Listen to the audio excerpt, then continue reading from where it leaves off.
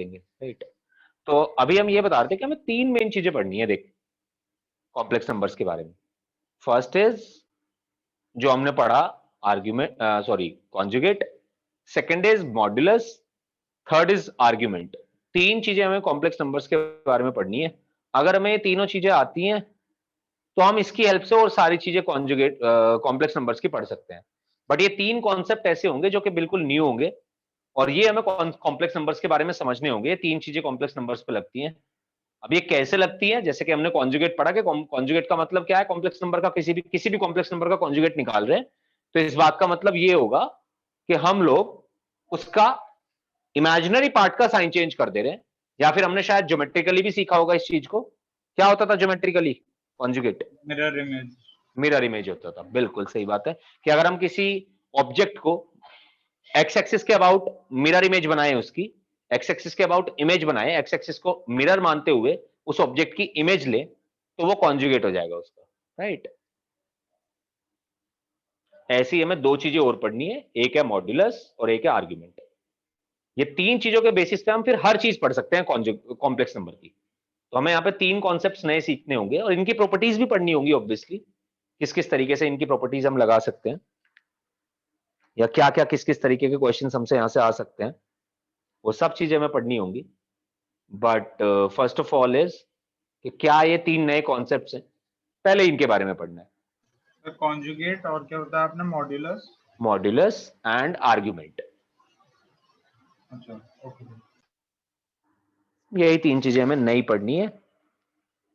ये 3 चीजें बिल्कुल न्यू होंगी और सब चीजें इन पे ही बेस्ड होंगी फिर।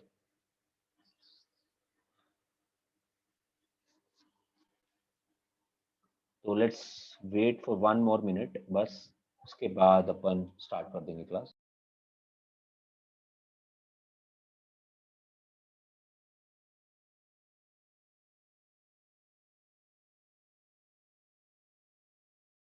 हाँ जी, चलो शुरू करते हैं फिर। तो यार उस दिन जो हमने पढ़ा था, आई थिंक वो हमने पढ़ा था सिर्फ और सिर्फ कॉन्जुगेट, और आज हम पढ़ने वाले हैं properties of conjugate, modulus and argument और उनकी प्रॉपर्टीज भी साथ साथ। तो सबसे पहले तो हम कॉन्जुगेट की प्रॉपर्टीज पढ़ना चाहते हैं। कॉन्जुगेट के बारे में हम पढ़ चुके थे, फटाफट से हम एक बार कॉन्जुगेट को रिवाइज कर लेते हैं और फिर हम प्रॉपर्टीज ऑफ कॉन्जुगेट पढ़ना शुरू कर देंगे। तो कॉन्जुगेट होता था, अगर कोई कॉम्प्लेक्स नंबर है 4 + 3i, तो उसका कॉन्जुगेट रिप्रेजेंट करा जाएगा बार से, z कॉन्जुगेट। और z कॉन्जुगेट का मतलब होगा कि आपको सिर्फ इमेजिनरी पार्ट का साइन चेंज कर देना है। अगर हम ज्योमेट्रिकली समझना चाहते हैं इस चीज को, क्योंकि complex number geometrically as well as algebraically दोनों तरीके से एक्सप्लेन करा जा सकता है, तो उसी तरीके से कि अगर हमारे पास कोई कॉम्प्लेक्स नंबर z = 4 + 3i है, यानी कि पहली बात तो वो एक पॉइंट है 4,3। अगर इसका हमने कॉन्जुगेट लिया तो हम सिर्फ सिंपल इमेजिनरी पार्ट का साइन चेंज कर देंगे, यानी कि ये पॉइंट हो जाएगा 4,-3। तो सपोज 4,3 यहां पे था, तो 4,-3 यहां पे होगा, यानी कि बहुत ही सिंपल है। कॉन्जुगेट क्या होता है? कॉन्जुगेट होता है किसी भी ऑब्जेक्ट की इमेज इन एक्स एक्सिस या रियल एक्सिस। तो अगर हम रियल एक्सिस को अपना मिरर समझ लें, तो जो भी ऑब्जेक्ट की इमेज आएगी वो उसका कॉन्जुगेट होगा, राइट। अब बात करते हैं प्रॉपर्टीज ऑफ कॉन्जुगेट के बारे में। तो यार अगर z = 4 + 3i है, z कॉन्जुगेट = 4 - 3i है, तो z कॉन्जुगेट का कॉन्जुगेट क्या होगा? क्या बता सकते हैं मेरे को? ये क्या होगा, यानी कि इसका भी कॉन्जुगेट क्या होगा? सर इसका कॉन्जुगेट जेड ही हो जाएगा। फिर से वापस 4 + 3i आ जाएगा। भाई सिंपल सा रूल है। कॉन्जुगेट का क्या मतलब है? कॉन्जुगेट का मतलब है कि आप इमेजिनरी पार्ट का साइन चेंज कर दीजिए, यानी कि अगर 4 - 3i है तो उसका कॉन्जुगेट होगा 4 + 3i। पहली प्रॉपर्टी। z कॉन्जुगेट का कॉन्जुगेट वापस आ जाएगा z, first property. z conjugate का कॉन्जुगेट वापस आ जाएगा z, दूसरी प्रॉपर्टी। z कॉन्जुगेट अगर z के इक्वल है, अगर z और z कॉन्जुगेट दोनों इक्वल हैं, तो इस बात का मतलब है z इज प्योरली रियल। वहीं अगर ये बोला गया कि z की वैल्यू माइनस जेड कॉन्जुगेट के इक्वल है, तो इस बात का मतलब है z इज प्योरली इमेजिनरी। अच्छा जी, अब हम ये बात कैसे समझे? अरे मेरे साथ समझो, आ जाओ जरा।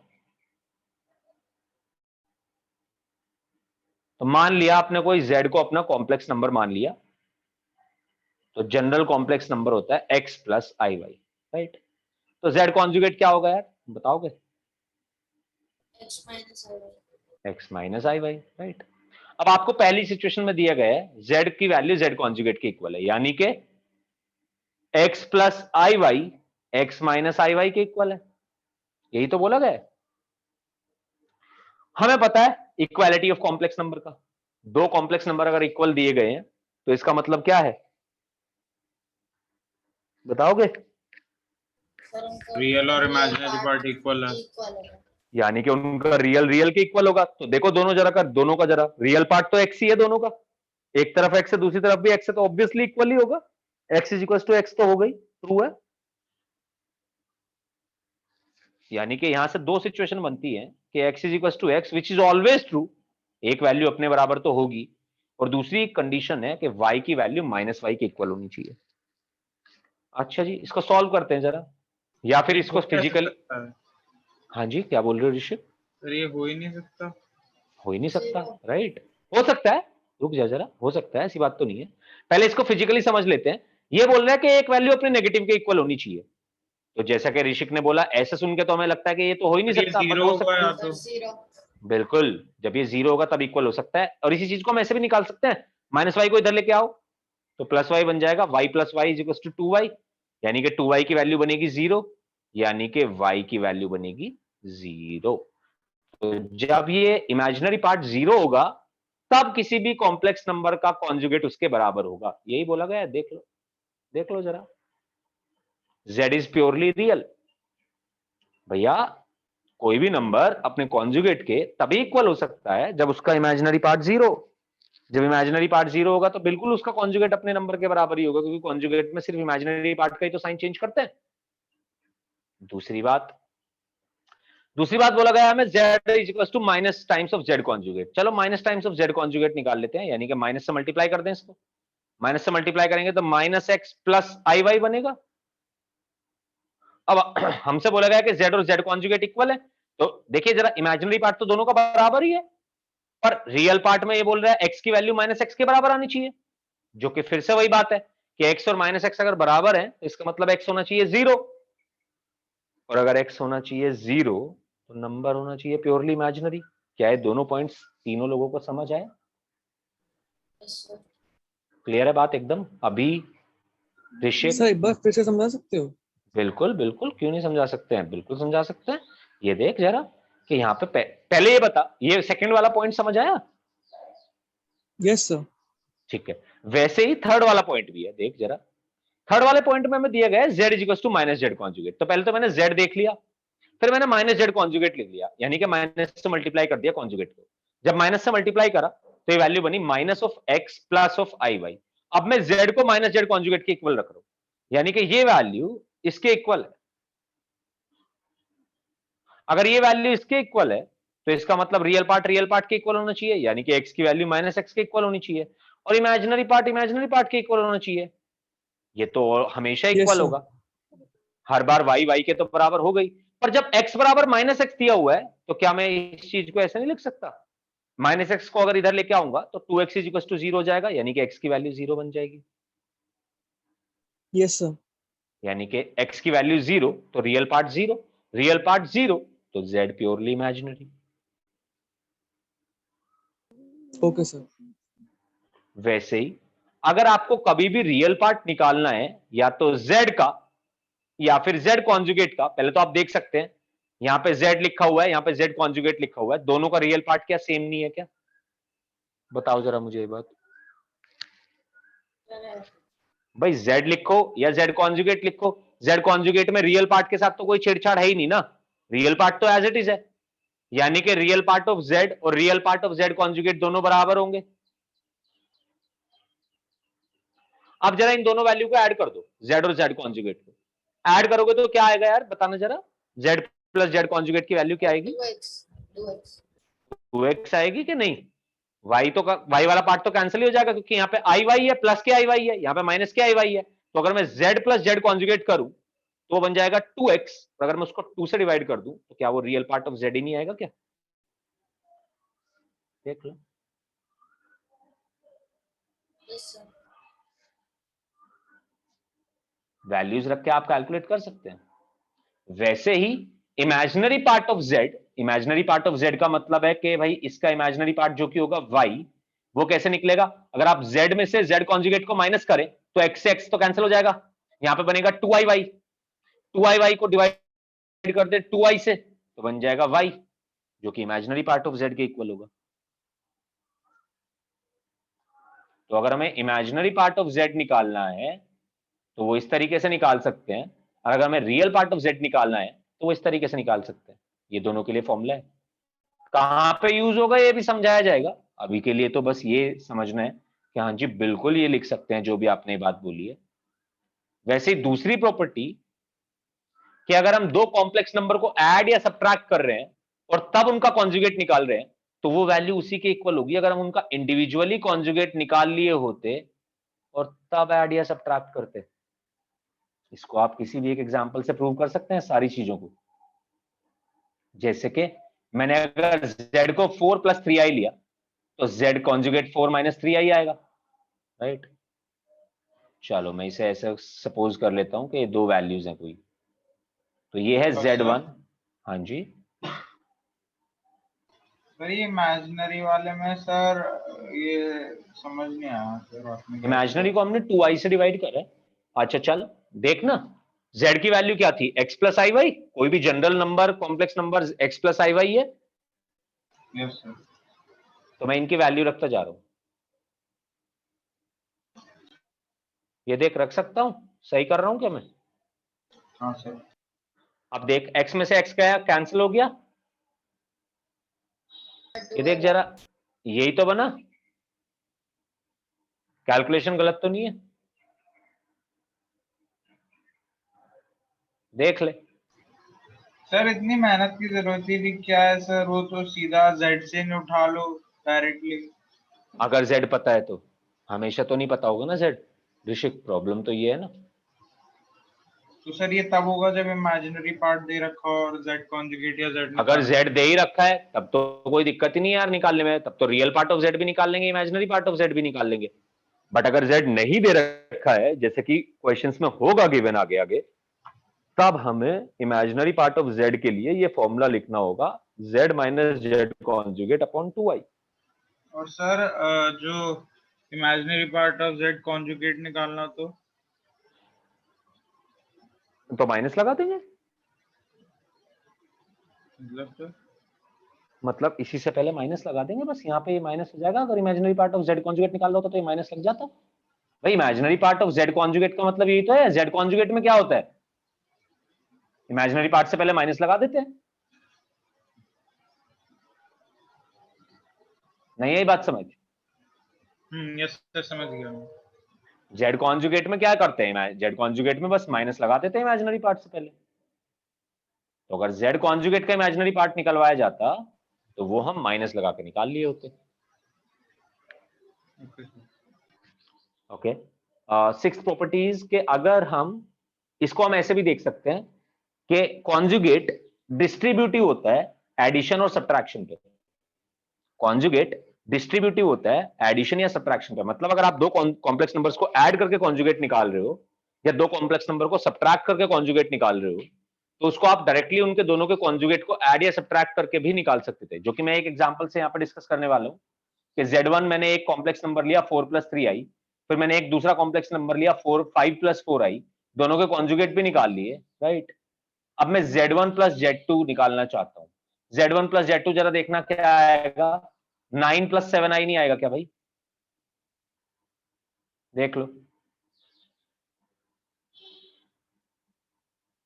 भाई, z1 मैंने एक कॉम्प्लेक्स नंबर माना, z2 मैंने एक कॉम्प्लेक्स नंबर माना, मैं z1 प्लस z2 निकालना चाहता हूं, z1 प्लस z2 की वैल्यू रियल पार्ट को रियल पार्ट के साथ ऐड करा तो 9 आया, इमेजिनरी पार्ट को इमेजिनरी पार्ट के साथ ऐड करा तो 7i आया, राइट।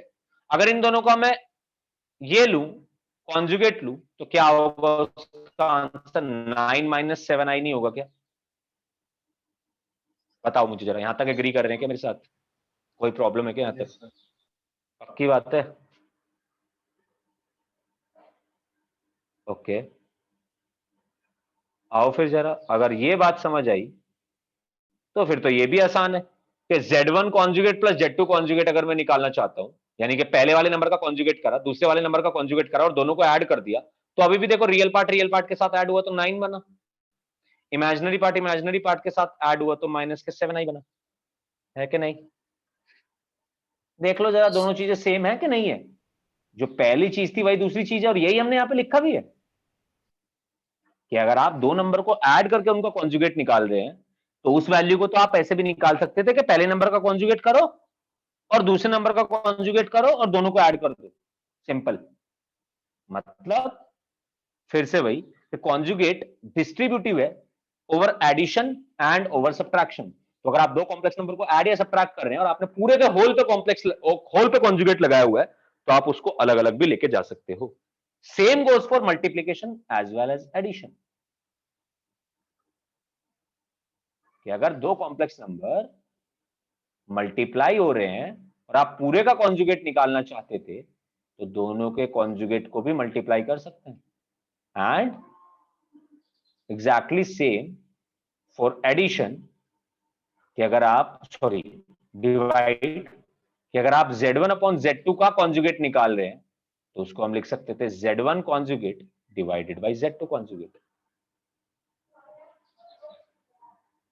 तो conjugate is distributive on mathematical operations. आप इसको किसी भी एक एग्जांपल से लेके सॉल्व कर सकते हैं। आपका ये टास्क भी है आज का कि आप इसे चेक करके आएंगे कि क्या ये मैंने तीनों प्रॉपर्टी सही लिखवाई है। आप किसी भी एक कॉम्प्लेक्स नंबर को लेंगे और उस पर दोनों चीजें अलग अलग निकालेंगे। कोई भी दो कॉम्प्लेक्स नंबर लीजिए, उनका मल्टीप्लीकेशन करना और फिर उनका कॉन्जुगेट लेना, और फिर अगले पार्ट में उन दोनों कॉम्प्लेक्स नंबर का अलग अलग कॉन्जुगेट लेके तब मल्टीप्लाई करना, देखना क्या दोनों वैल्यूज सेम आ रही हैं। और same goes for divide, right.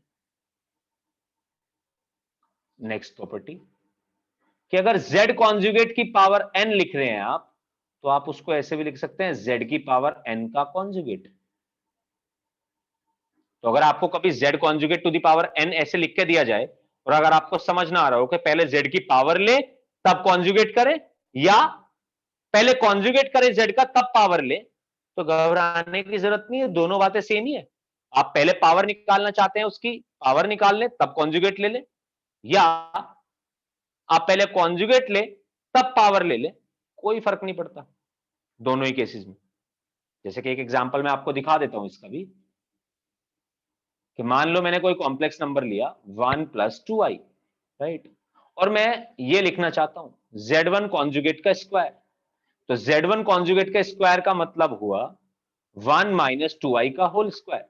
जब मैंने इसका स्क्वायर करा तो ये बना a square plus b square minus 2ab, जो कि बना 1 माइनस, ये देखो 2i स्क्वायर बनेगा, i स्क्वायर की वैल्यू माइनस बन जाएगी, और 2 स्क्वायर मतलब 4, -3 -4 बिल्कुल -3 -4i। और अगर मैं इसी चीज को ऐसे लिखूं कि Z1 स्क्वायर का कॉन्जुगेट निकालूं, तब भी सेम ही बनेगा।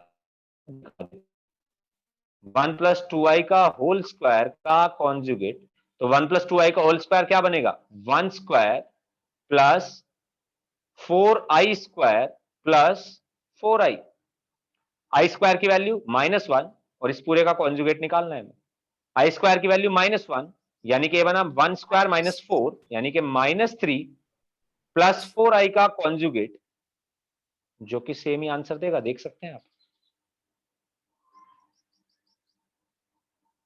तो ये सारी ही प्रॉपर्टीज कोई भी एक कॉम्प्लेक्स नंबर मान के बनाई जा सकती हैं, राइट। नेक्स्ट प्रॉपर्टी, ये काफी इंपॉर्टेंट प्रॉपर्टी है, समझने में भी तुम्हें थोड़ी सी दिक्कत आ सकती है। ये देख लीजिए जरा,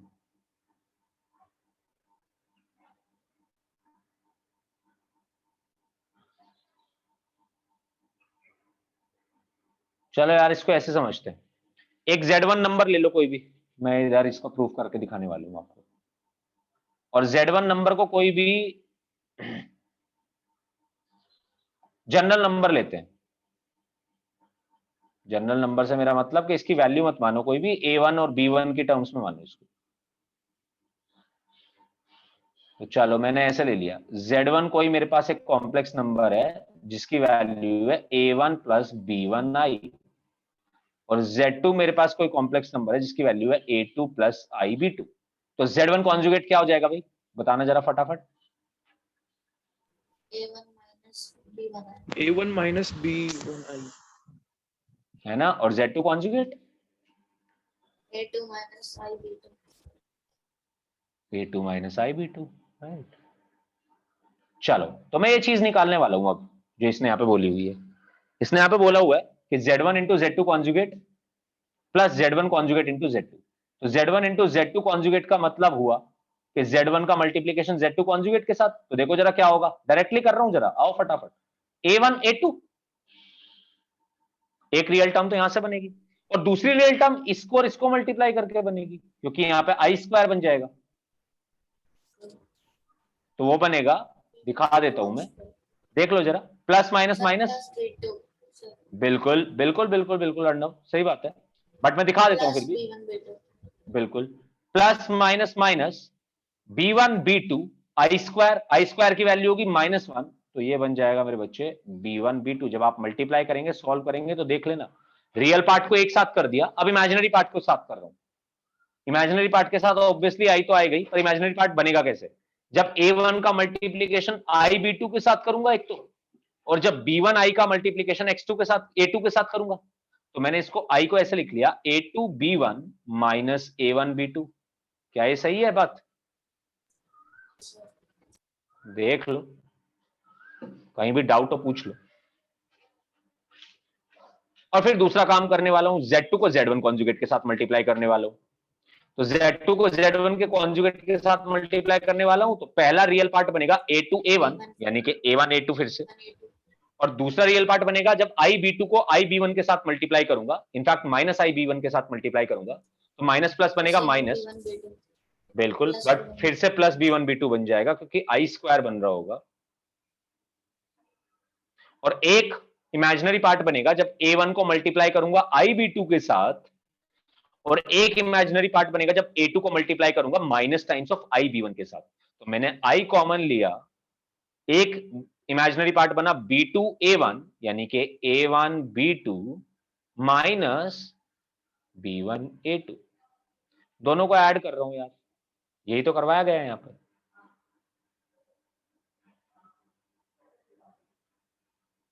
जब दोनों को ऐड करा, देखो जरा इमेजिनरी पार्ट कैंसिल नहीं हो जाएगा क्या ऐड करते ही। A1 B2 यहां पे नेगेटिव में, यहां पे पॉजिटिव में, ऐड करूंगा 0 हो जाएगा। A2 B1 यहां पे पॉजिटिव में, यहां पे नेगेटिव में, तो कैंसिल आउट हो जाएगा। यानी कि इनका इमेजिनरी, इनका जो सॉल्व होने के बाद पार्ट बनेगा, क्या वो ये नहीं बनेगा,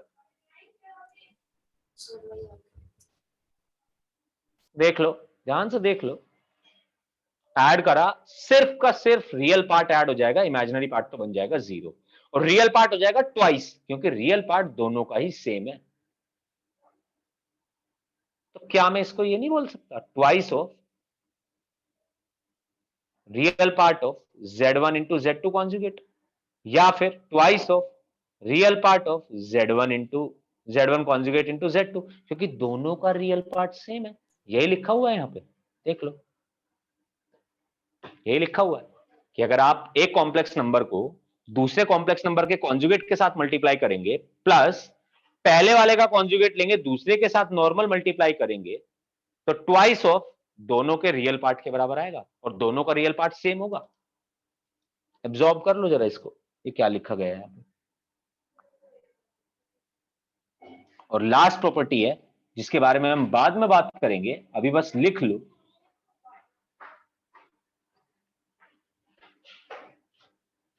कि अगर कोई z fz1 है, फंक्शन ऑफ z1 है,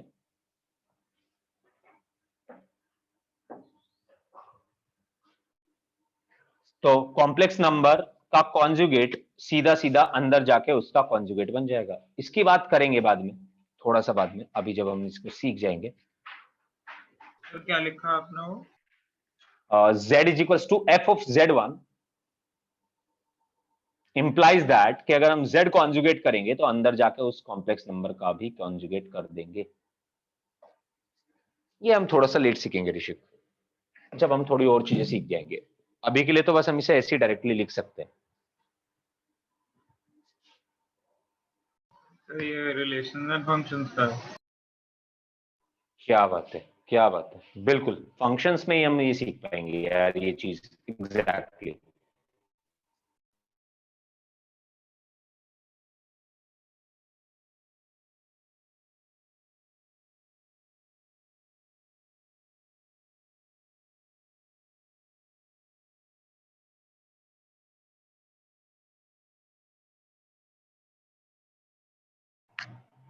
यार ये थी हमारे पास प्रॉपर्टीज ऑफ कॉन्जुगेट, जो कि हमारी यूज होंगी, जो कि हमें पता होनी चाहिए फॉर फर्दर स्टडी।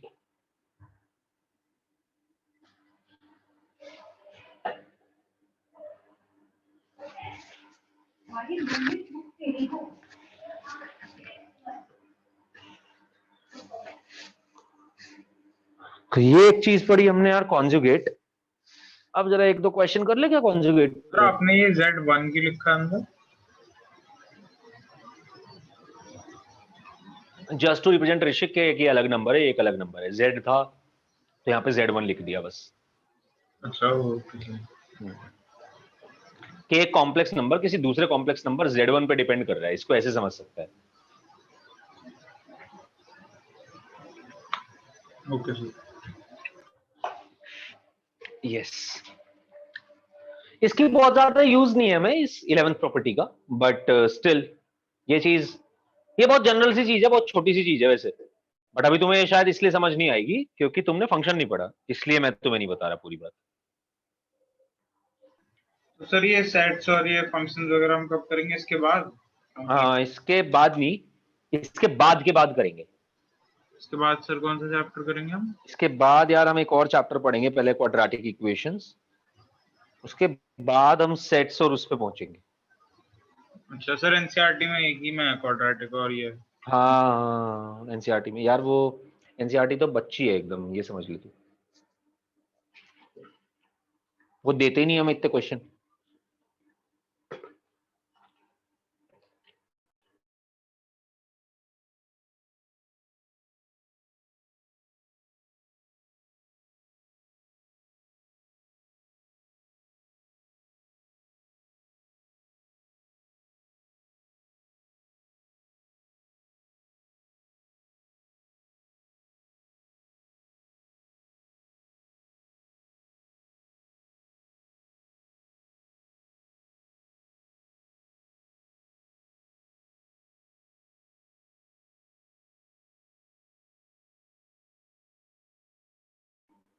हाँ जी, नोट डाउन कर लिया पूरा अभी?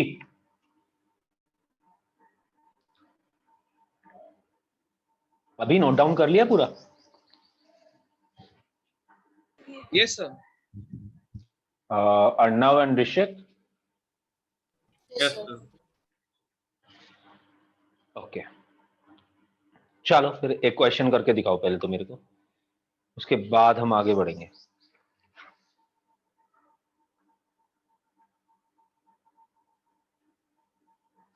ये करो जरा, हमें Z1 दिया गया, if Z1 is equals to 9y square minus 4 minus 10ix and Z2 is equals to 8y square plus 20i, right. और ये एक रिलेशन दिया गया है कि Z1 की वैल्यू Z2 कॉन्जुगेट के इक्वल है, राइट। तो हमें ये बताना है कि कॉम्प्लेक्स नंबर क्या बनेगा। बेसिकली हमें x और y की वैल्यू निकालनी है, जैसे हम x और y की वैल्यू निकाल लेंगे तो इस कॉम्प्लेक्स नंबर की भी वैल्यू निकालेंगे हम लोग। सॉल्व करो, ट्राई करो, देखते हैं होता है कि नहीं होता है। सर इसमें मैं एक्स वाई की वैल्यू निकालनी है। क्या बोल रहे हैं अर्णव, फिर से बोल। सर एक्स और वाई की वैल्यू निकालनी है क्या? बिल्कुल बिल्कुल, एक्स और वाई की वैल्यू निकालेंगे, जैसे ही एक्स और वाई निकाल लेंगे तो एक कॉम्प्लेक्स नंबर भी निकाल लेंगे। बेसिकली इस क्वेश्चन का मतलब यही है कि आपको एक्स और वाई की वैल्यू निकालनी है। अगर आप एक्स और वाई की वैल्यू निकाल लेंगे तो वो आपसे कह रहा है कि अगर मैं किसी कॉम्प्लेक्स नंबर को ऐसे डिफाइन करूं एक्स प्लस आई वाई तो क्या वैल्यू होगी उसकी। तो मतलब ये है कि एक्स और वाई निकाल लोगे तो आपको कॉम्प्लेक्स नंबर भी पता चल जाएगा, राइट। तो करो सॉल्व।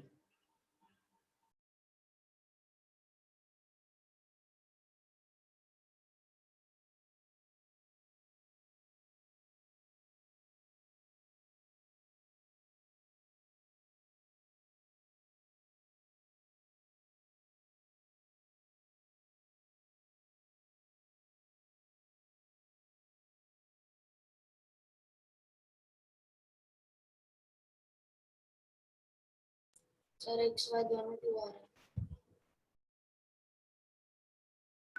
क्या है? सर एक्स वाई दोनों 2, तो सर 2 + 2 आई बनेगा। फिर से सोच के बता, देख ले एक बार, मैं तो यही कहूंगा। सर हाँ जी। सर मेरी y = +-2 और x = 2 आ रही है। एक बार और देख ले, वाई तेरा सही है, एक्स देख ले।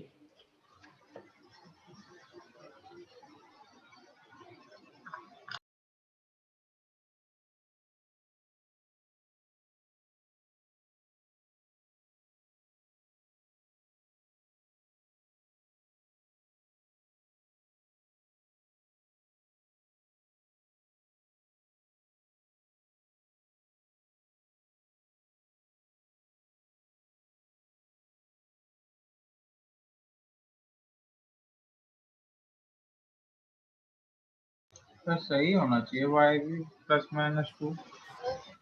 सर वाई +-2 और एक्स 2 ही आ रहा है। ऐसा नहीं होना चाहिए यार, देखो। अच्छा चलो मैं दिखा दूं, वाई तो बिल्कुल +-2 है, वाई तो मैंने गलत बोला ही नहीं ऋषिक, बट एक्स गलत है। सर आ जा। x, अच्छा ओ x सर, 1 मिनट सर, फिर तो sir 1 minute. Z two conjugate के इक्वल दिया होगा ना, ये देख। तो Z1 क्या है? Z1 तो ये है, और Z2 का कॉन्जुगेट क्या है? बताएगा अर्णव, क्या होगा Z2 का कॉन्जुगेट? ++ -20 8y² -20i होना चाहिए कि नहीं? यस सर, तो सर x2 आ जाएगा।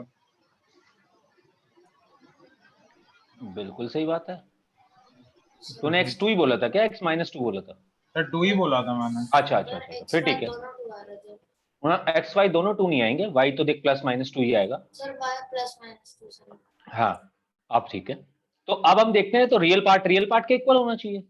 इक्वालिटी ऑफ कॉम्प्लेक्स नंबर हमें ऑलरेडी आता है, और इमेजिनरी पार्ट के इक्वल होना चाहिए।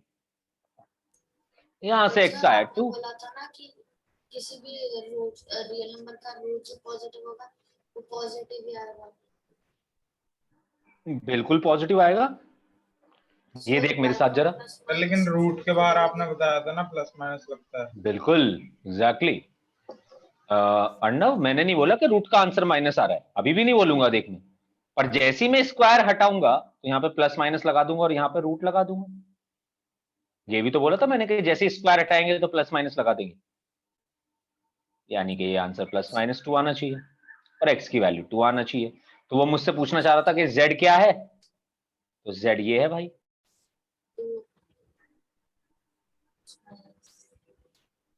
या तो z होगा 2 + 2i, या z होगा 2 - 2i, कोई सा भी ले सकते हैं हम। सर z और z कॉन्जुगेट तो इक्वल होगा। हाँ हाँ, इक्वल नहीं होंगे, z के नहीं दो तो सर आंसर आ रहे z हैं बस दोनों इस हो बार। सकता है।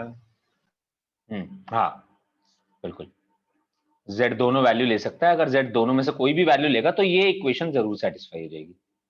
मतलब x की वैल्यू आप 2 रखेंगे, y की वैल्यू +-2 में से कुछ भी रखेंगे तो ये इक्वेशन सेटिस्फाई हो जाएगी, जो हमसे बोला गया है यहाँ पे। चलो एक और क्वेश्चन करो, ये बताओ।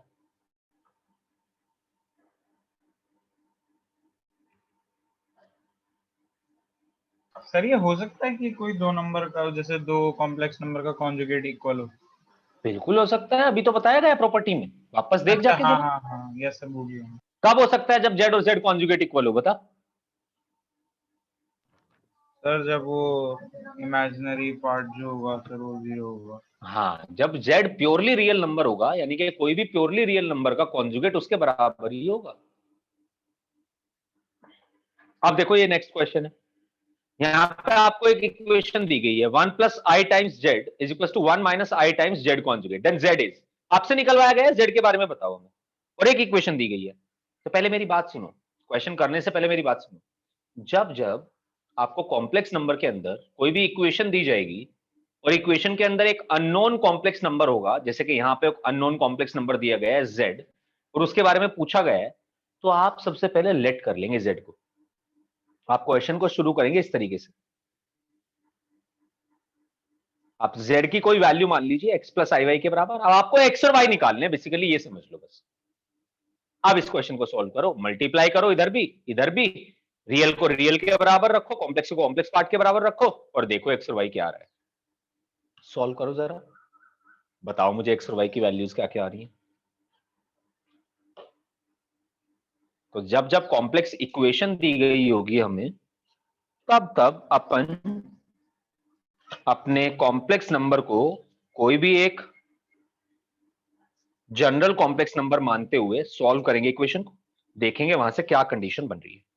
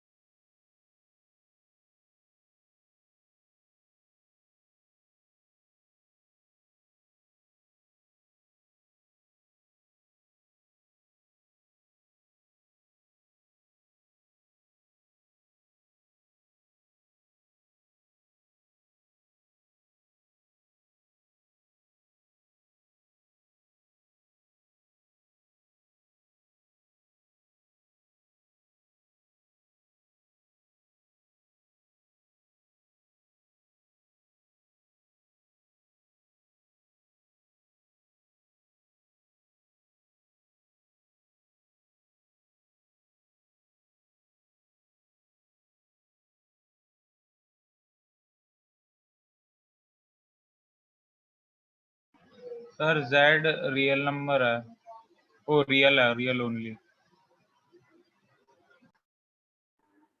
और ऋषिक, मुझे लगता है ये आंसर गलत है, एक बार चेक कर ले। चलो मैं इक्वेशन सॉल्व कर देता हूँ। सर पहला मेरे को क्वेश्चन है इस क्योंकि तरीके सर का हमारा, i x plus y is equal to minus i x plus y आ रहा है, बिल्कुल सही बात है, तो सर इसके बाद समझ नहीं आया क्या करना है। कोई दिक्कत सर नहीं है, आ जा मेरे साथ समझ, क्योंकि हमारे पहला कॉम्प्लेक्स नंबर की कॉम्प्लेक्स इक्वेशन है, इसको हम कॉम्प्लेक्स इक्वेशन भी बोल सकते हैं। ये हमारी लाइफ की पहली कॉम्प्लेक्स इक्वेशन आई है, तो पहले मेरे साथ सॉल्व कर लो, आ जाओ, तब हम इसको समझेंगे। जब जब कॉम्प्लेक्स इक्वेशन आएगी तो मैंने मान लेंगे, तब आप इस क्वेश्चन को सॉल्व करना शुरू करेंगे। हमने सॉल्व करा भाई, तो यहां से रियल पार्ट बनेगा, एक तो 1 और x का मल्टीप्लीकेशन यानी कि x, एक बनेगा i और आई वाई का मल्टीप्लीकेशन जो कि बनेगा आई स्क्वायर वाई यानी कि माइनस वाई।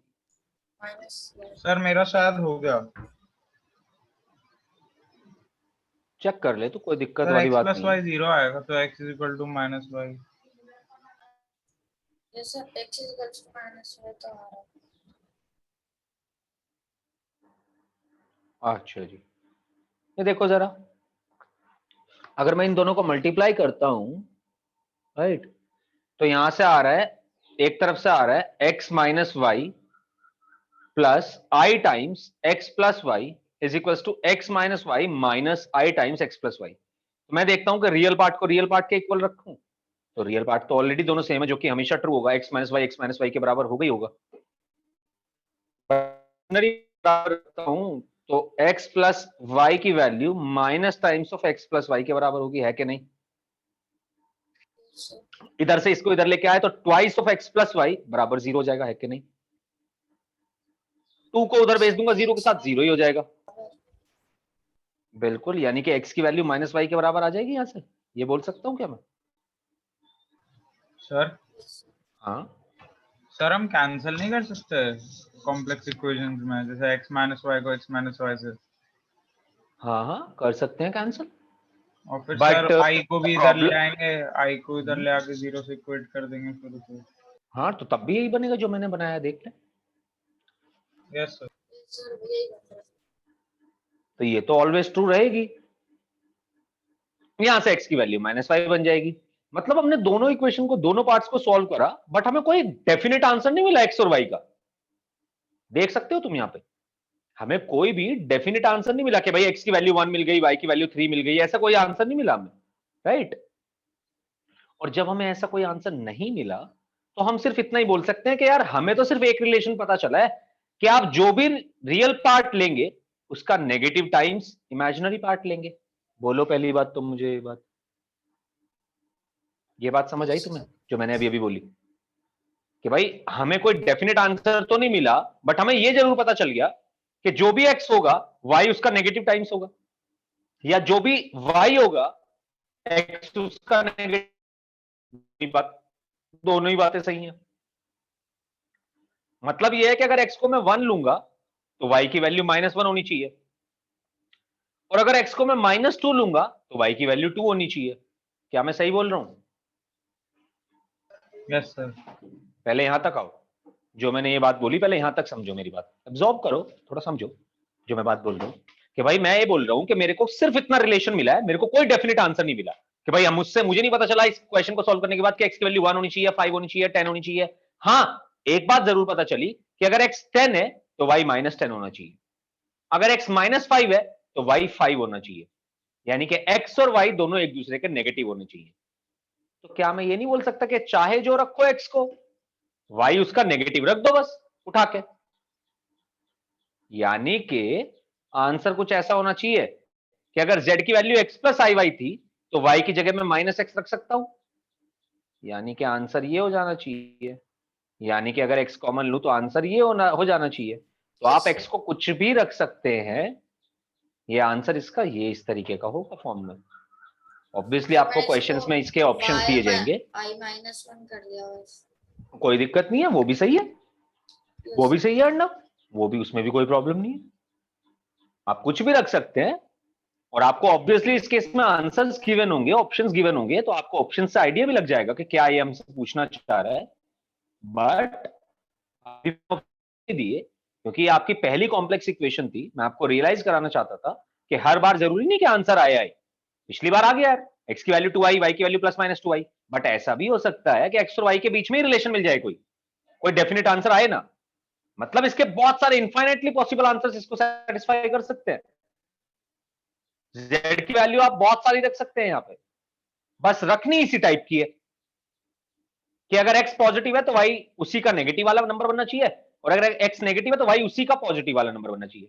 तो जिसको हम जनरली इस तरीके से डिफाइन कर सकते हैं। अब x की वैल्यू अगर आप 1 रखेंगे तो इसका आंसर हो जाएगा 1 - i, x की वैल्यू 2 रखेंगे तो इसका आंसर हो जाएगा 2 - 2i, 3 रखेंगे तो 3 - 3i। ये सारे के सारे कॉम्प्लेक्स नंबर इस इक्वेशन को सेटिस्फाई करेंगे।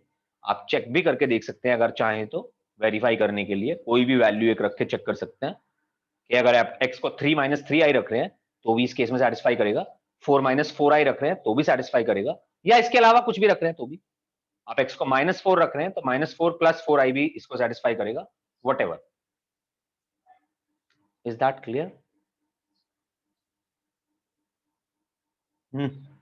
ऋषिक, अभी, Arnav, yes sir. Yes sir. यहां तक कोई भी डाउट हो अभी? सर तो जैसे अगर ये 2 मार्कर आया तो हम ये आंसर लिख पाएंगे? इसके ऑप्शंस आएंगे वैसे तो ऋषिक हमारे पास, मैंने अभी ऑप्शन दिए नहीं थे, ऑप्शन की फॉर्म में ऐसे ही कुछ गिवन होगा, फिर ऑप्शन के हिसाब से हम आंसर देंगे। हो सकता है ऑप्शन में कुछ ऐसे ही आंसर दिया होता कि x की वैल्यू रख के आंसर दे रहा होता वो हमें, और हो सकता है वो हमें ऐसे ही आंसर देता x × 1 - i। जैसे भी वो देगा हम तो वैसे ही आंसर दे देंगे, क्योंकि हमें तो पैटर्न समझ आना चाहिए बस। समझ रहा है मेरी बात?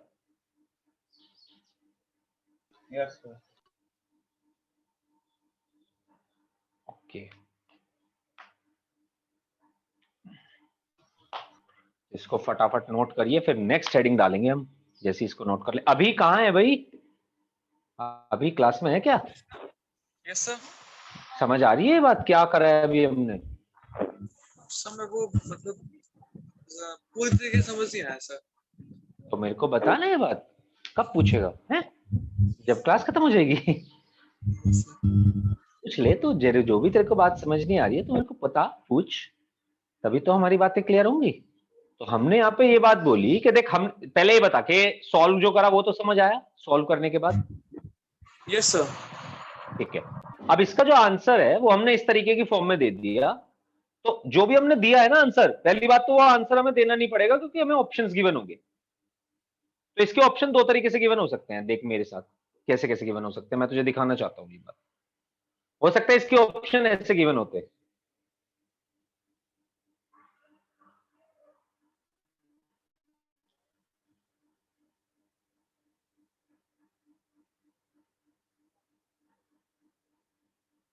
हाँ जी, अगर इसके ऑप्शन ऐसे गिवन होते तो कौन सा आंसर देते आप?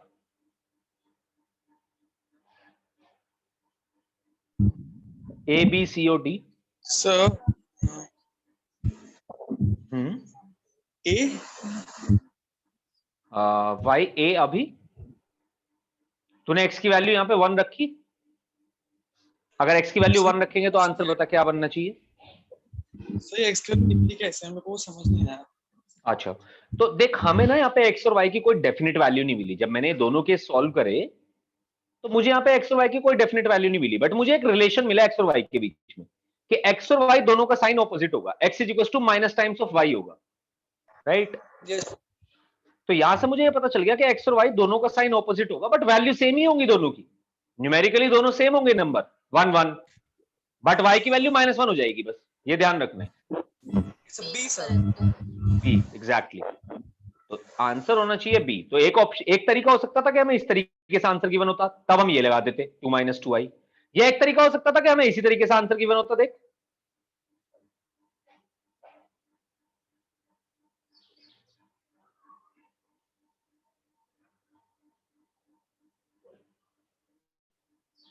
कुछ ऐसा आंसर गिवन होता। अब कौन सा आंसर लगाते बता जरा?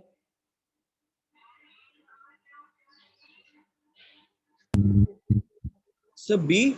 अभी भी बी, बिल्कुल।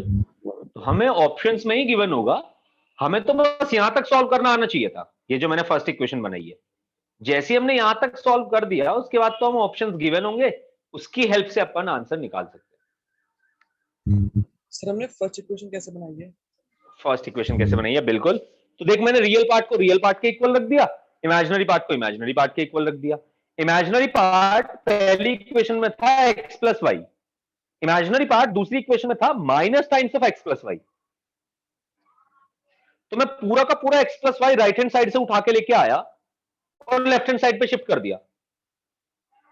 अब राइट हैंड साइड पे एक्स प्लस वाई था नेगेटिव में, तो लेफ्ट हैंड साइड पे आएगा तो पॉजिटिव में बन जाएगा, यानी कि एक्स प्लस वाई बन गया, which is nothing but twice of x plus y। Okay sir. और 2 को ले गया मैं 0 के साथ डिवाइड में, तो 0 ही बना, यानी कि x प्लस वाई 0 बन गया यहां से, यानी कि x की वैल्यू -y बन गई। Okay sir. Yes.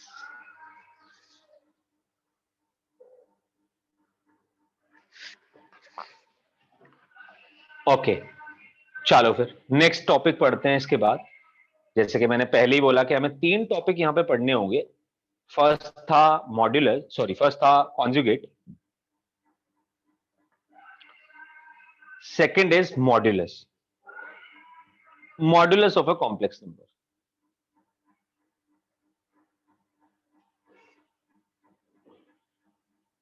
Modulus of a complex number.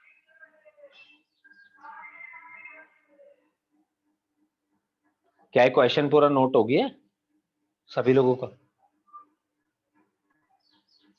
Sir ये कॉन्जुगेट से अलग है ना, मतलब सर इसको अलग बिल्कुल हेडिंग है। बिल्कुल अलग हेडिंग है।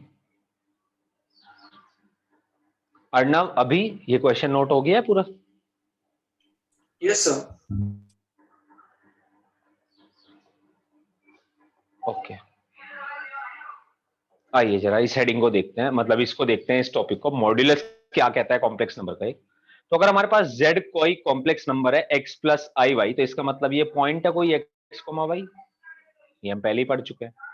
इसका मॉड्यूलस का मतलब ये value mod of z, right, यानी कि मॉड ऑफ z होगा mod of x plus i y, और इसकी वैल्यू होगी x square plus y square. तो पहली बात तो मैं सीधी सीधी बात करना चाहता हूं, एल्जेब्रिकली या सॉरी मैथमेटिकली मॉडुलस को कैसे निकालना है।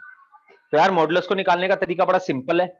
अगर आप कोई कॉम्प्लेक्स नंबर आपको दिया गया है और आप उसका मॉडुलस निकालना चाहते हैं, तो root of real part of z का स्क्वायर प्लस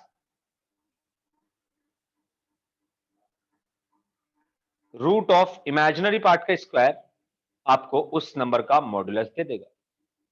रूट के अंदर अगर आप रियल पार्ट ऑफ z का square plus imaginary part of z का स्क्वायर करें तो उस नंबर का कॉम्प्लेक्स नंबर दे देगा, यानी कि उसका मॉडुलस दे देगा, सॉरी।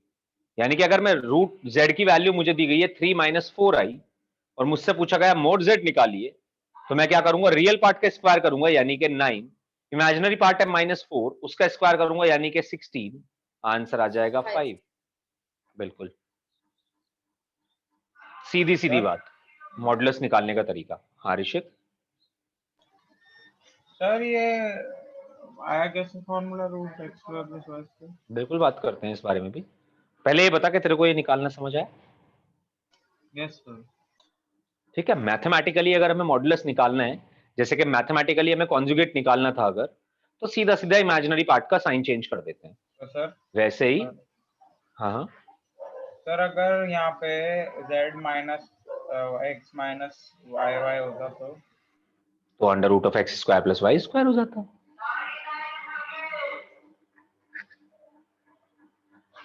जैसे कि ये लिखा है, देख ले। तो सर ये मॉडुलस, वाई स्क्वायर डिपेंड नहीं करता साइन पे? हाँ ऑब्वियसली, क्योंकि स्क्वायर तो सेम ही आएगा ना, एक्स नेगेटिव हो पॉजिटिव हो दोनों का स्क्वायर सेम आएगा, यस सर। वाई नेगेटिव हो या पॉजिटिव हो दोनों का स्क्वायर सेम आएगा, राइट। तो मॉड जेड निकालने का तरीका मैथमेटिकली तो बड़ा सिंपल है यार, कि हम रियल पार्ट का स्क्वायर करेंगे, इमेजिनरी पार्ट का स्क्वायर करेंगे, वो पॉजिटिव हो वो नेगेटिव हो कोई फर्क नहीं पड़ता, स्क्वायर सेम ही आएगा। सिंपल सिंपल हम मॉडुलस को ऐसे निकाल सकते हैं। अब दूसरी बात, सर ये आया कैसे? आया ऐसे, तो आने का कैसे आया, इससे पहले हमें ये पता होना चाहिए कि मॉडुलस रिप्रेजेंट क्या करता है, क्या निकाल रहे हैं हम यहां पे। मॉडुलस रिप्रेजेंट करता है मेरे भाई डिस्टेंस,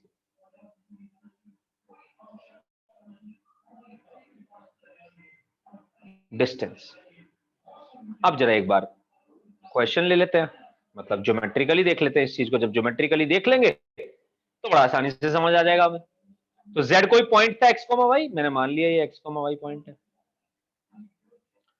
तो अगर मैं किसी भी कॉम्प्लेक्स नंबर का मॉड्यूलस निकाल रहा हूं, इस बात का मतलब खुद में ये है कि मैं उस कॉम्प्लेक्स नंबर का ओरिजिन से डिस्टेंस निकालना चाहता हूं।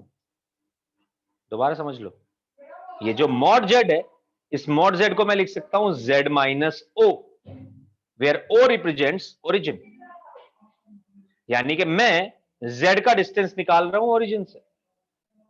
इसको लिख लो नीचे, distance of z from origin.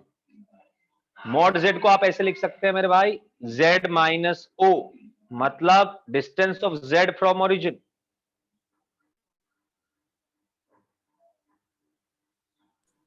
फिर तो तो बस मॉडुलस का काम पाइथागोरस क्या? निकालना। अरे बिल्कुल, हमें तो दो पॉइंट के बीच में डिस्टेंस निकालना आती है, लास्ट ईयर तो हम कोऑर्डिनेट ज्योमेट्री पढ़ के ही आए हैं। Yes sir, x2 minus x1 square plus तो x कॉमा वाई का अगर 0,0 से हम डिस्टेंस निकालेंगे तो x माइनस 0 का होल स्क्वायर यानी कि x square plus y minus 0 का होल स्क्वायर यानी कि y स्क्वायर, तो बन जाएगा मॉड z की value under root of x square plus y square. क्या इस बात से सहमत है सभी लोग अभी? यस सर उसको हमने माइनस ऋषिक, क्यों रिप्रेजेंट किया, और सर मॉड्यूलस डिस्टेंस क्यों रिप्रेजेंट करता है? यार अब ये तो बात हमने डिफाइन करी ना कि मॉडुलस डिस्टेंस रिप्रेजेंट करता है, ये तो बताया गया है ना तुम्हें कि मॉडुलस का काम क्या है, मॉडुलस क्यों बना रहे हैं, मॉडुलस डिस्टेंस के लिए बना रहे हैं मेरे भाई। ये तो बताया जा रहा है तुम्हें कि मॉडुलस डिस्टेंस रिप्रेजेंट कर रहा है, ये तो हमने फंक्शन बनाया है अपनी तरफ से कि मॉडुलस डिस्टेंस को रिप्रेजेंट कर रहा है। और माइनस से क्यों रिप्रेजेंट करा जा रहा है? वो इसलिए क्योंकि माइनस से ही हम डिस्टेंस निकालते हैं। तो ये बेसिकली वैसी है, जैसे z से z1 का डिस्टेंस निकाल रहे हैं, या z1 से z2 का डिस्टेंस निकाल रहे हैं। तो mod of z1 minus z2 का ये मतलब है distance between z1 and z2।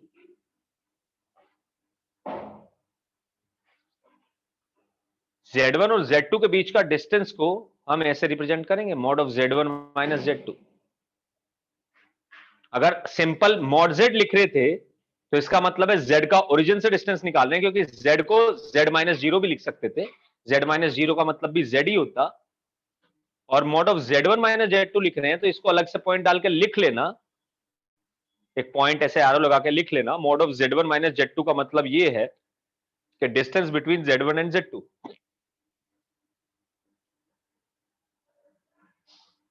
तो मॉडुलस का काम है डिस्टेंस रिप्रेजेंट करना, ये आपको बताया जा रहा है, उसके थ्रू आप इस पूरी प्रॉपर्टी को डिफाइन कर रहे हैं फिर। सर सर अगर mod of z1 plus z2 होता तो mod of z1 plus z2 होता तो बिल्कुल सही क्वेश्चन है, पर इसका आंसर भी तुम्हें पता होना चाहिए था कि z1 को माइनस ऑफ माइनस z2 लिख सकते हैं कि नहीं? ऐसे लिख सकते हैं इसी चीज को, ऊपर वाली को? Yes sir. तो इसका मतलब क्या हुआ बता, अब तू मुझे बता। अगर ऊपर वाली डेफिनेशन यूज करें तो इसका क्या मतलब होगा? The distance between the point z1 and the point negative of z2. बिल्कुल एग्जैक्टली यही करना है। और हमें आपका अगर हमें z1 और z2 बताया जाता तो मैं बिल्कुल आराम से z1 और z2 के बीच में डिस्टेंस माइनस z2 के बीच में डिस्टेंस निकाल लिया होता।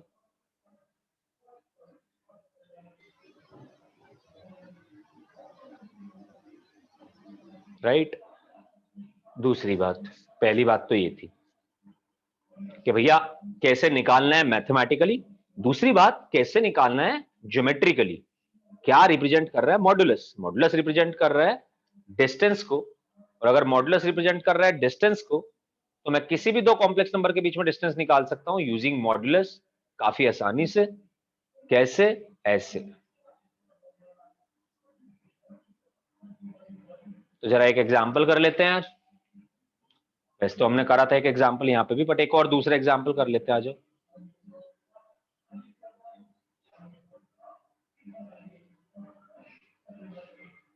ये निकाल के बताओ जरा कि क्वेश्चन में आपको मैंने दिया है z1 की वैल्यू कुछ, और फिर दिया मैंने कुछ z2 की वैल्यू, और फिर मैं आपसे निकलवा रहा हूं कोई चीज। बताना जरा कैसे निकालेंगे।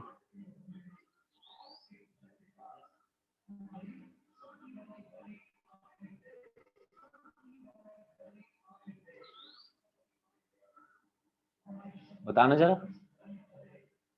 सर इसमें z1 के कोऑर्डिनेट 1,2 हो जाएंगे, z2 के 3,-2। सर और फिर उसके बाद डिस्टेंस फॉर्मूला से हम निकाल देंगे डिस्टेंस। एक तरीका, या दूसरा तरीका ऋषिक ये भी तो हो सकता था कि हाँ ये तो सर हमने समझ लिया ज्योमेट्रिकली क्या रिप्रेजेंट करता है, बट अगर हम मैथमेटिकली इसको निकाल रहे होते तो शायद ये ज्यादा आसान पड़ता, बजाय इसके कि हम इतना दिमाग लगाएं। वो तो बात सही है, फिजिकल सिग्निफिकेंस जो हम समझ रहे हैं वो तो वही है, बट अगर हम z1 प्लस z2 डायरेक्टली निकाल लें तो क्या ये निकल नहीं सकता क्या? निकल सकता है सर। तो वो ज्यादा आसानी से निकलेगा, और है कि नहीं? Yes. तो निकालो जरा, बताओ मुझे इसका आंसर क्या बनेगा। बिना पेन उठाए इसका आंसर आ सकता है। पहली बात तो पेन नीचे रख दो जरा। बिना पेन उठाए इसका आंसर आ सकता था, मैं ये बता रहा हूं तुमसे। कुछ यूज नहीं करना था, हमें सिंपल कैलकुलेशंस यूज करनी है। z1 प्लस z2 क्या आएगा भाई? z1 plus z2 Sir, 4. Sir 4 आएगा। 4 4 ही answer. 4 ही आएगा, 4 ही आंसर आएगा भाई। अगर सिंपल z1 प्लस z2 की वैल्यू 4 आ रही है, मैंने यहां पे निकाला z1 plus z2, z1 plus z2 निकाला तो 1 प्लस 3 4 आया, plus 2i minus 2i cancel हो गया, यानी कि z1 प्लस z2 आया 4।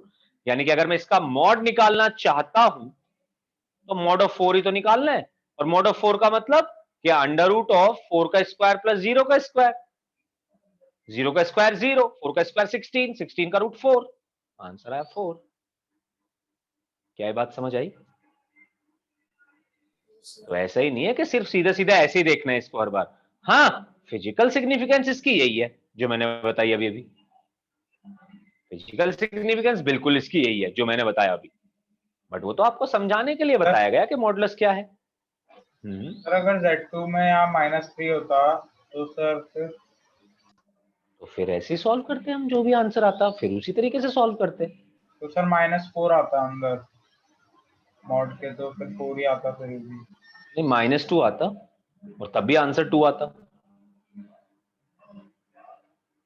ये अगर Z2 में -3 होता तो ये -2 आ जाता, -2 आ जाता तब भी कोई फर्क नहीं पड़ता, -2 + 0i बनता। -2 + 0i का मॉड भी हमें निकालना आता है, -2 का स्क्वायर यानी कि 4, 0 का स्क्वायर यानी कि 0, √4 यानी कि 2। बोल ऋषिक। Yes sir. तो वो भी हम आसानी से निकाल सकते थे। अच्छा जी, चलो जरा ये सॉल्व करो फिर एक और कॉम्प्लेक्स इक्वेशन। अब कॉम्प्लेक्स इक्वेशन आपकी जिंदगी का थोड़ा सा अहम हिस्सा बनने वाली है। आपको मेन काम तो कॉम्प्लेक्स इक्वेशन पे ही करना है। If z is a complex number satisfying, क्या सेटिस्फाई कर रही है? Mod of z plus 1 is equals to z plus 2 times 1 plus i, then z is equals to. Sir वो क्या है, Z+2 × 1 + i। बिल्कुल।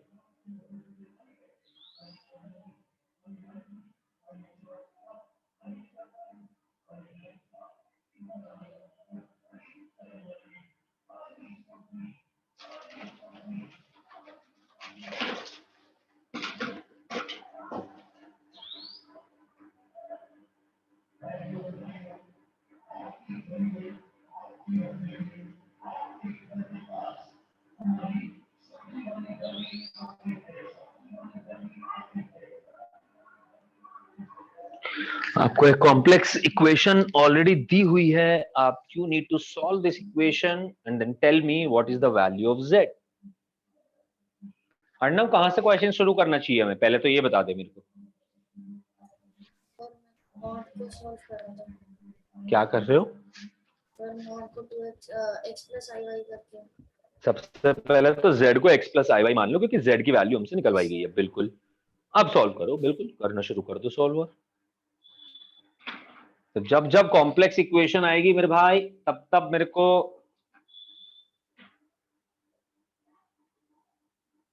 क्वेश्चन को सॉल्व करना पड़ेगा।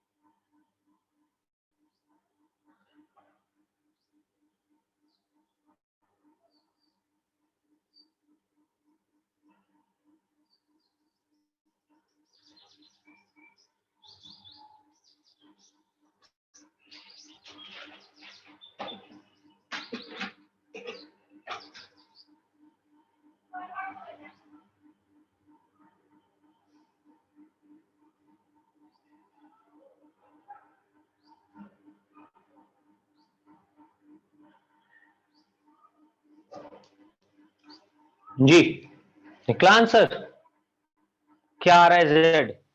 एक मिनट सर होना। बिल्कुल करो करो करो, थोड़ी कॉम्प्लेक्स सी इक्वेशन बनी होगी, थोड़ी बड़ी सी इक्वेशन बनी होगी, बट आंसर जरूर आ रहा होगा।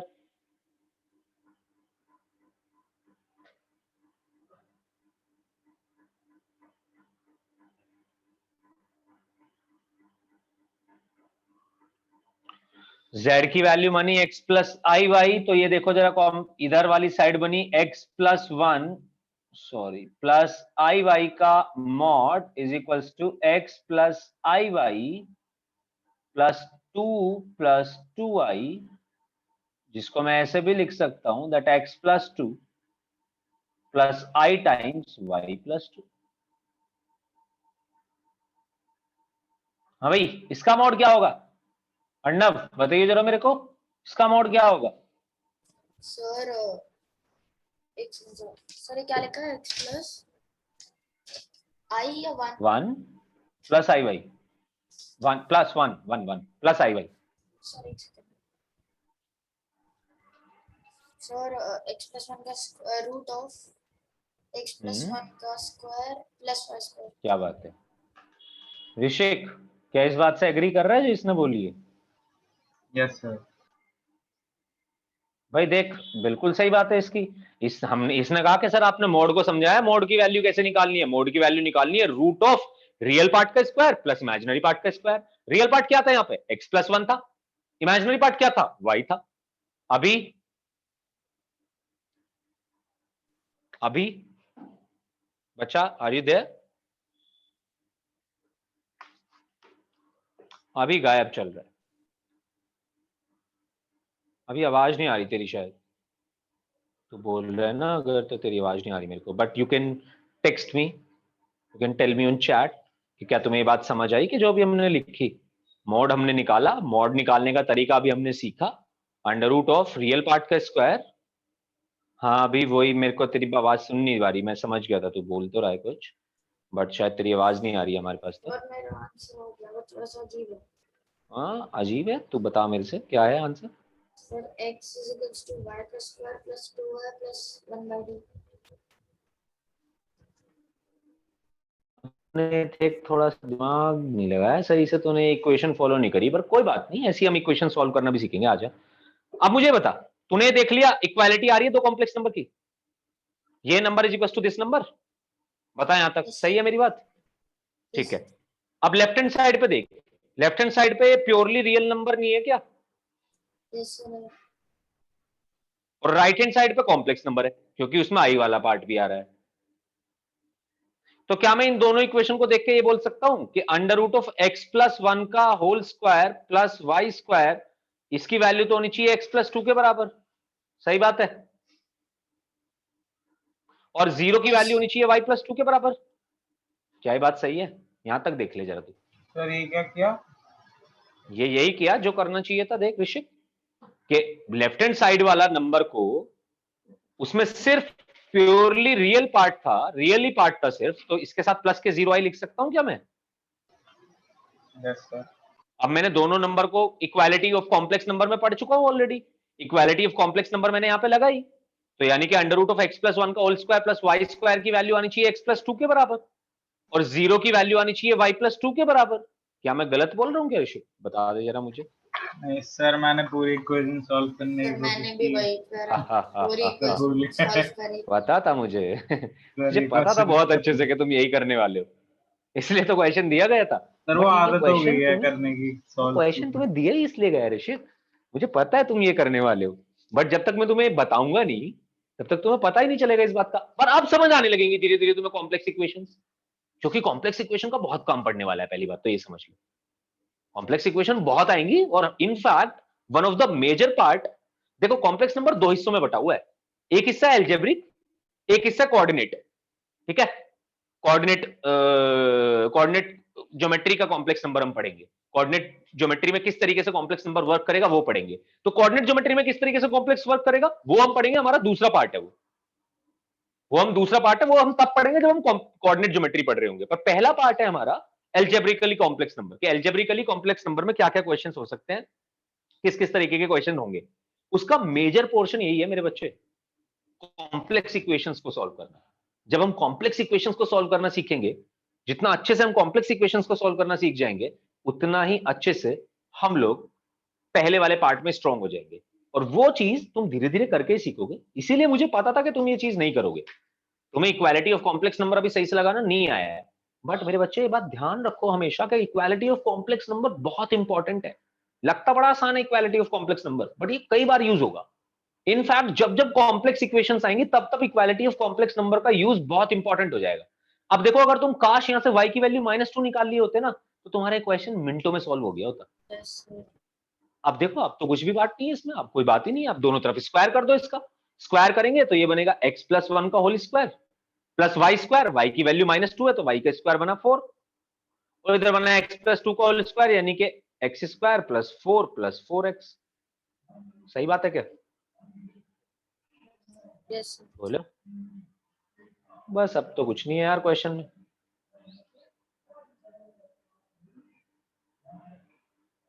एक्स स्क्वायर से एक्स स्क्वायर कैंसिल, 4 से 4 कैंसिल। यहाँ पे देखो क्या बचा, इधर बचा 1, 2x को उधर लेके गया तो ये बचा 2x, यानी कि x की वैल्यू क्या बची, -½ क्या हुआ मेरा कॉम्प्लेक्स नंबर? ये हुआ मेरा कॉम्प्लेक्स नंबर। ये आंसर था इसका।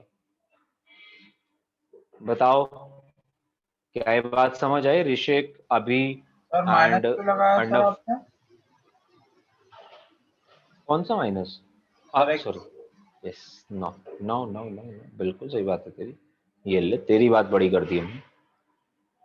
अब ठीक है, यस सर। बात बता पहले तो मेरे को। मेन बात थी कि किस तरीके से इक्वालिटी ऑफ कॉम्प्लेक्स नंबर को यूज करना है, राइट? और किस तरीके से हमें दो कॉम्प्लेक्स इक्वेट करना है। साथ साथ कॉम्प्लेक्स इक्वेशन जब आएगी, z की वैल्यू x + iy मानते हुए सॉल्व करेंगे, उसी से ही हमारे सारे आंसर्स निकल जाएंगे, है कि नहीं?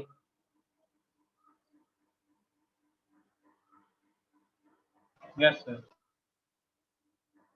Arnav, Yes, sir. बात समझ आई? Yes, sir. ओके, तो अब तुम्हें कुछ क्वेश्चंस दिए जाएंगे पे बेस्ड, कॉन्जुगेट पे बेस्ड। अभी आर्ग्यूमेंट तो आज हमने पढ़ा नहीं है, बट नेक्स्ट क्लास में हम आर्ग्यूमेंट पढ़ेंगे और properties of modulus and properties of argument पढ़ेंगे।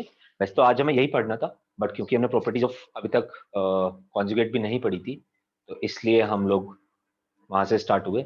और नेक्स्ट टाइम से हम क्लास भी आज थोड़ा जल्दी स्टार्ट कर देंगे। आज हमारे थोड़े 15 मिनट पहले के भी वेस्ट हो गए, तो वो भी हम कोशिश करेंगे कि बचा लें। 5 ही मिनट हम बस वेट करते हैं। वैसे आज 15 मिनट करना पड़ गया, वो अलग बात है।